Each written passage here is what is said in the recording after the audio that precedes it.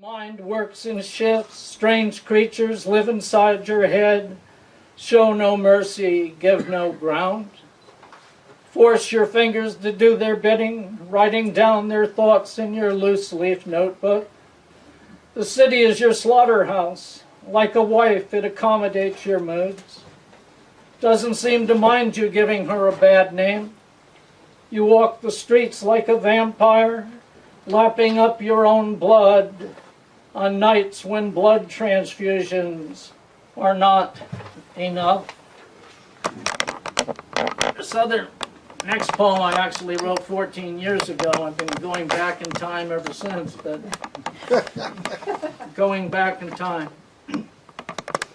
I was looking at my scrapbook the other night while listening to an old Woody Guthrie record, scratchy as a smoker's cough after 20 years of lung congestion.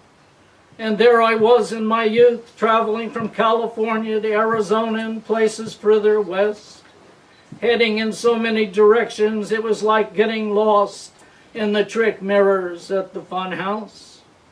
And there were the women, then young girls, free-flowing spirits who gave their minds and bodies at the slightest invitation.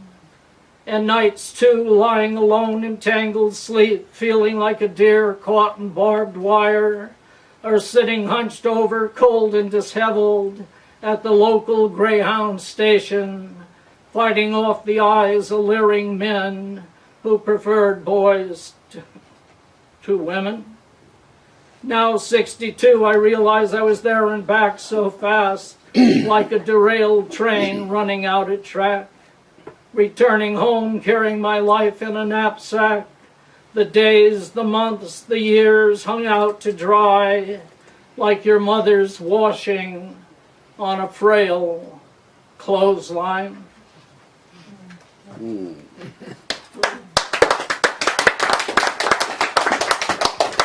know, there's things that go on every day and we just kind of take them for granted. One night after 2 a.m. coming out of a Mission Street bar, by Mission and Cap Street, I ran into something that I wrote a short poem about. Saturday night happenings. The air has that stale cigarette smell, rancid as spoiled meat. The men in blue work the crime scene, laying down yellow tape and chalk lines that circle the corpse riddled with bullets. The people push back behind the barrier, mill around like autograph seekers waiting on a matinee idol. Go home, the mustache cop says, no story here, go home. One more drive-by shooting, one more Saturday night death, waiting on a Sunday morning headline. Go home, no story here, go home. No story here. This is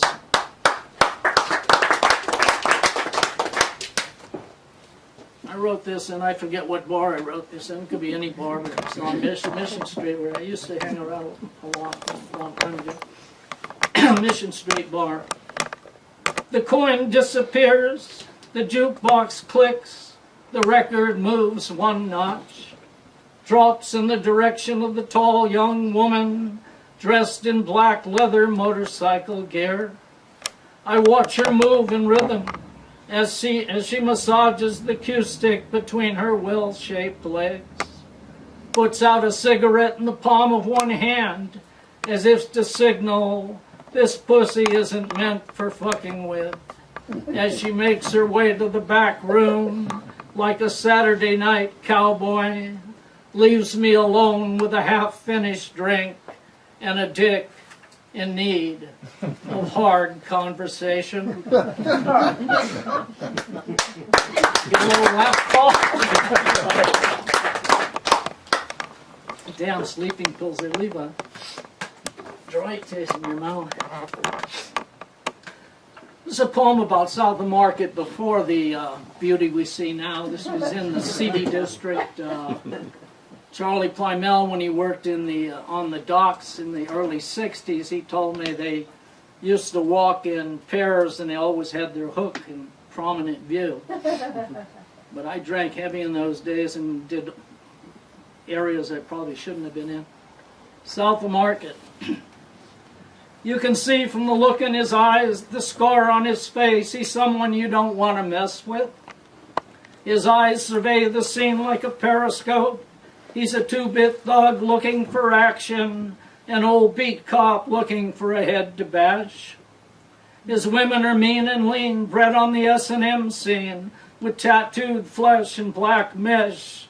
He walks the seedy side of town, looking to do the last waltz with you. In a back alley at South of Market Street or in a basement dungeon, it's all the same, all part of the game. Doing a tap dance on your spine, looking dead serious, like a sumo wrestler, sizing you up for the kill. William Taylor, he lives out in the Tenderloin. When I got out of the military in '59, I spent some time in the Tenderloin, probably because it was pretty much like Panama was when I left Panama. And then later when I worked at the post office, we'd get off late at night, we'd go up there because the Chinese restaurants were cheap, and you could get find an after-hours bar if you knew your way around town. The girls of the Tenderloin. The girls of the Tenderloin wear tank tops and short tight skirts with white shoes that contrast their black skin, or black skirts showing off their white skin. The girls of the Tenderloin strut their stuff from 9 to 3 in the morning, later if the traffic allows. The girls of the Tenderloin stand out like a dragon in a Chinese New Year parade. Talk heavy, thick slang. Their "hey baby, you want a date" cuts through the air like a machete, looking for a snake in knee-high grass. The girls of the Tenderloin talk their stuff, not afraid of the lawman's bluff. The girls of the Tenderloin stop traffic with their looks, their dark brown eyes, thirsty as a matador, looking for a kill.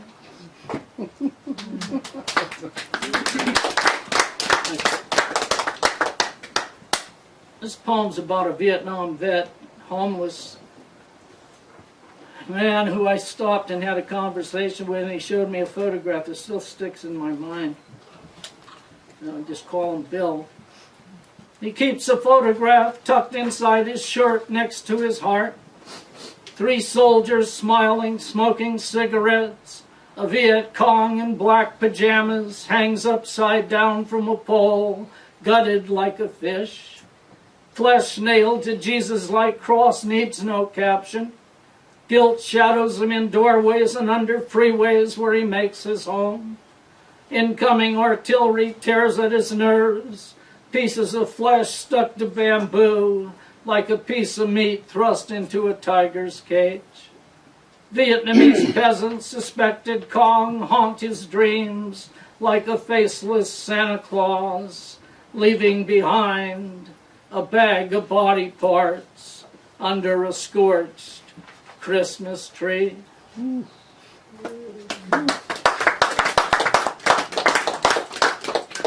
This next one is a more mellow one on North Beach, but not present North Beach, some time ago. Woman on the balcony. I see her 2-3 times a month sitting on the balcony when weather permits. Here in old Italy town in what is left of North Beach. Her robe parted slightly, she thumbs through the pages of a book, pays no attention to the people down below. I watch her stand, yawned, legs sturdy as pillars that stretch toward the sky, make their way into the boundaries of my mind.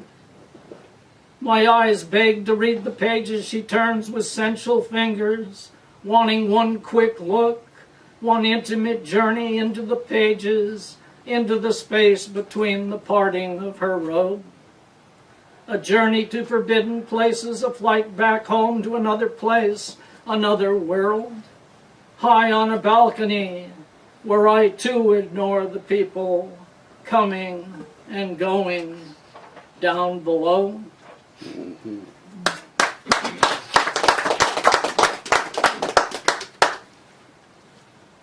It's a poem for dear departed friend Jack Mitchell.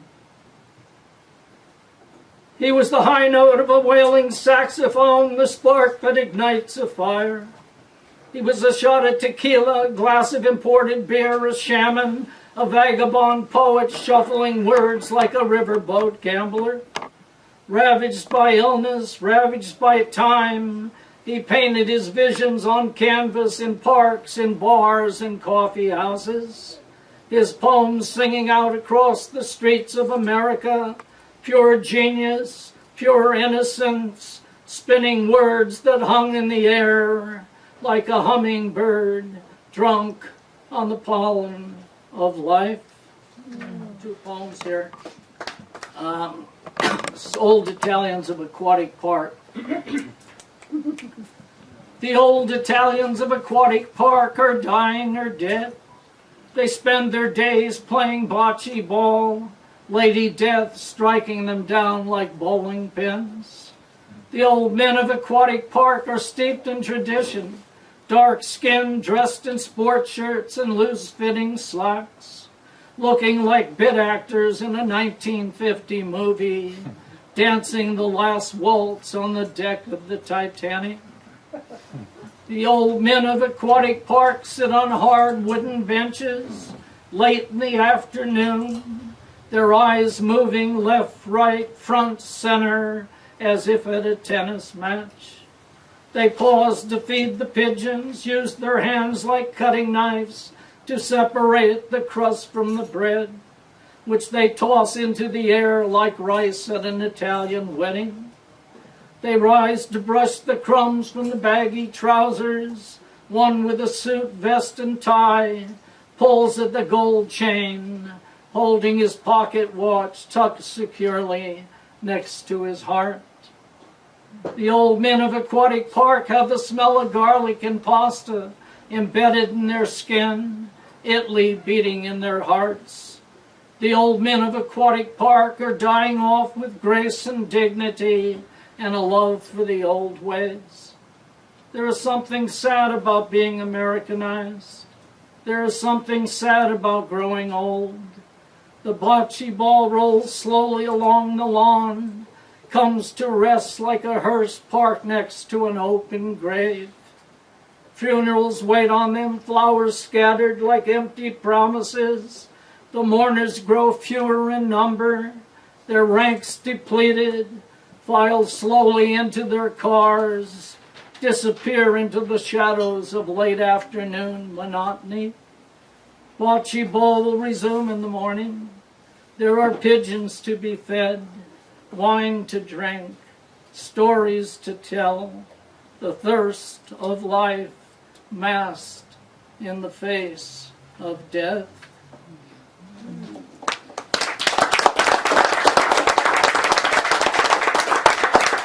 I'll read a light one here, and then we'll take a little 10-minute break or something. Stand up, stretch, do whatever you want, but don't leave.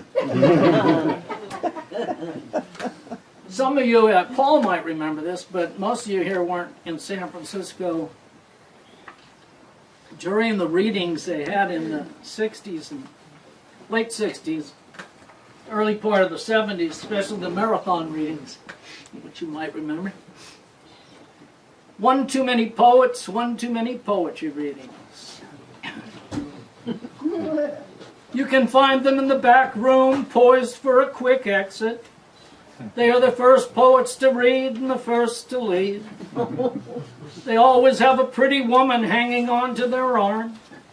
There is always one who claims he knew Ginsberg or Burroughs, another one who claims to have slept with one or both. 2 or 3 live with the gods, another 2 or 3 claim to be God. There was always one claiming to have Indian blood who was there looking to get laid. An ex-junkie or two, a drag queen with too much mascara, 2 sad-eyed women rubbing their hands when they'd rather be rubbing something else. Always a dropout from the Beat generation, a holdover from the hippie era, two women with exposed cleavage, a nervous poet with a tic, a failed poet who drops names faster than an auctioneer.